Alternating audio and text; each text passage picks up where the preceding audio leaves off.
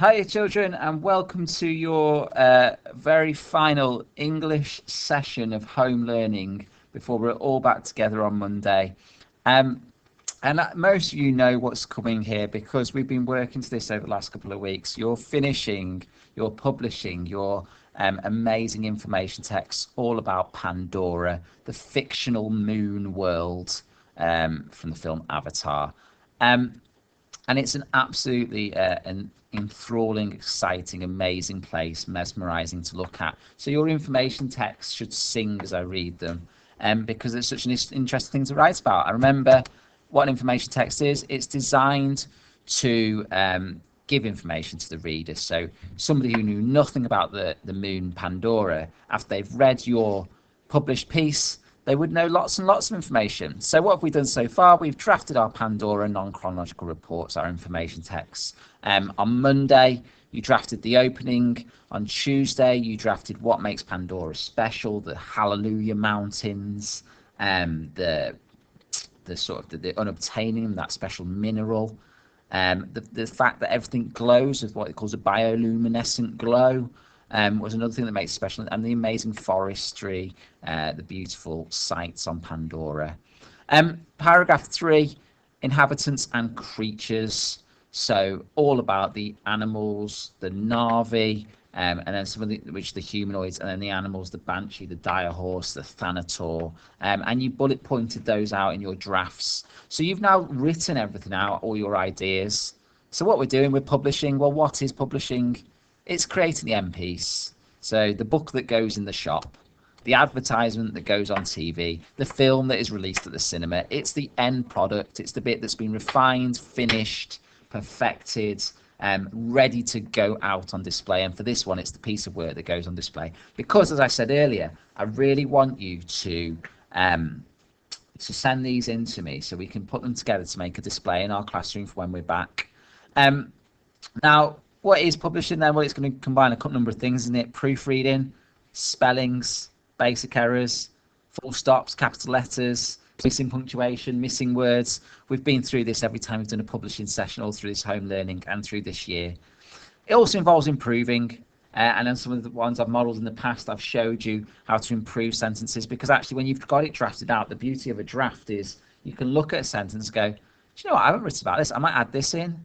Or actually, I might add another word to that. So you make changes as you're going along, and that final product won't be a complete rewrite of exactly the same thing as before, but it'll be perfected. Maybe you missed the capital letter on Pandora, so it'll be proofread and perfected, and you'll check your spellings through the dictionary or using the computer. And it'll be improved. That might be using a synonym for a different word, or adding in some words, or adding in some sentences. And really, we call that refining and correcting and making it brilliant. So you need to be proud, because you'll be proud of your final product. Okay, when you by the time you finish something, you should be proud of it and proud of what you've achieved. Be aspirational. Don't just settle for second best. You want to produce that amazing piece that's going to glow and stand out on display. You want to get yourself onto the display because you've produced this amazing end product that you're really proud of. I said be resilient here. Resilience involves keeping going even when the going gets tough. When children first start to write in Key Stage 1 in reception, they don't want to draft and redraft. They just want to do it. They just want to write a sentence and say it's done. But that's not what we're about in Year 6. We're never accepting that. We're never accepting it's just done. It's easy to write an information text about Pandora that's not very long, not very interesting, and the sentences are all simple sentences with that writing with the. That's easy to do. We can all do that. But resilience is going that extra mile, making all those edits and improvements, making all those changes, refining, reflecting, and keep pushing yourself to produce the very, very, very, very best that you can. And finally, it's about being you. So you've got the chance now to publish and refine and reflect and make your own version. Now, what I've put onto Teams for you that you may or may not use, it's up to you. But what I put onto Teams is there's a template we used in school last year. You can see it's been used there. It's got some guidelines on it for you to write on. Maybe if you've got a printer at home, you can print that out and use it if you want to. It's got a bit of a backdrop and you can write over the top, and that looks very effective. You can see that there. That's one we used last year. You're welcome to use that if you want to, if you've got a printer or if it interests you and you want to try that. But you don't need to. I've also put onto Teams, again, if you want it, a picture of that sort of that backdrop, that sort of watercolor backdrop, and you could print off a page if you wanted to, as well as some pictures that you might want to cut up and stick on in different ways, so it's done in your own little way. There are a couple of things I've given you to use if you need them, but you may not have access to a printer, or you may not want to use those ones at all. It might be that you want to draw maybe a light sketch of the Na'vi or something, or a light watercolor background, maybe paint it with, or do it with some colouring pencils just behind the back of it, and create your own one completely without any printout pictures. Whatever you do, if you take the care over your final product in terms of your handwriting and taking your care to do it beautifully, and I know when we do handwriting sessions, guys, your handwriting is amazing. Even those of you who say, oh, I'm not very good at handwriting, you are when you really concentrate. You really are. When I write at speed, my handwriting's appalling. When I take the time and when I'm publishing and I want to do it right, just take that time, get the sizing correct. It can look really, really beautiful. So it's all about being you, doing it in your own way, and being creative, and thinking how you want it to look, and ultimately creating something that will look amazing with some brilliant writing inside.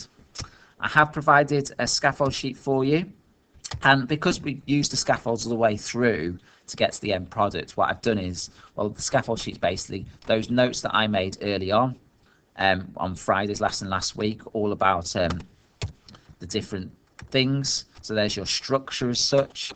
If you want to add in other paragraphs, by the way, that's part of the improvement. Feel free. You don't have to just stick to these 3 paragraphs. You want to write more about Pandora, maybe something you've researched or something you picked up from the video, go for it. But as a scaffold, you can use some of those notes there that we've used through this journey. And then finally, there's some key success, like this kind of things we'd use in school, just to check that we've done everything we should have done. Have we used a range of sentence types with different structures and different lengths? Are all our sentences just 6-7 word sentences, or have we used conjunctions sometimes? Have we used sentence openers? Have we varied the way it's written? Is it clearly paragraphed, and has it got subheadings? Have I included some factual information about Pandora? And it could be made up facts, like 70% of the land's covered in forests. But those sort of percentages and numbers, factual information for the reader. Technical vocabulary. So when you're talking about the animals, there's specific words like hexapods, 6-limbed, technical vocabulary that links to the creatures. Is it exciting? When you're talking about those creatures, they're wondrous. When you talk about Pandora, it's mesmerizing. So it's those synonyms for incredible and spectacular. Those words should be in there, and it should make me want to read on. Put here, formal tone. Is it written in the style of information text?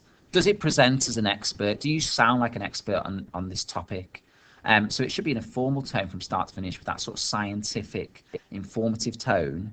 But don't forget, at a greater depth level, you might want to include little puts of parenthesis to speak to the reader directly, in a slightly more informal tone, with things like, it really is that amazing, where you use italics and things like that. Must-haves, spelling, handwriting. Yeah, check them through. And then you've got your range of punctuation. Maybe you can check off what you've used and whether you've used it accurately. It's all very well and good saying I've used a semicolon, but in fact what you did was you just used it to replace a sentence opener where it should be a comma. So it's using it accurately. So if you use semicolons and colons, making sure it's a clear sentence each side. If you use parentheses in some way, make sure you're sure that the sentence makes sense without the parenthesis. Using exclamations occasionally. It's quite a formal text, so you will have exclamations, maybe in brackets or something, but you won't use them on every single sentence because that would make it too informal for this piece. And if you've got any hyphenated words, there's a little challenge for you. And at greater depth level, essentially it's about the real quality from start to finish, taking real care over the vocabulary choices. At great depth is all about vocabulary and vocabulary choices and precise choices. Perfect and accurate use of punctuation, making punctuation count. And using it accurately, and maintaining, it says formal tone, you'll have formal tone from start to finish, bits of informal tone maybe through parenthesis, and ultimately about the quality from the start sentence to the very end. I have absolutely no doubt, guys, that you are going to smash this and produce the most amazing piece. It's your final bit of home learning. Please, please, please put some effort into it and produce something wonderful that we can put up on the display when we get back. Send me a picture of it or bring it in if you want to on the Monday. All right, guys, have lots and lots of fun. I'm going to leave you to it now so you can crack on and do an amazing job. See you later. Bye.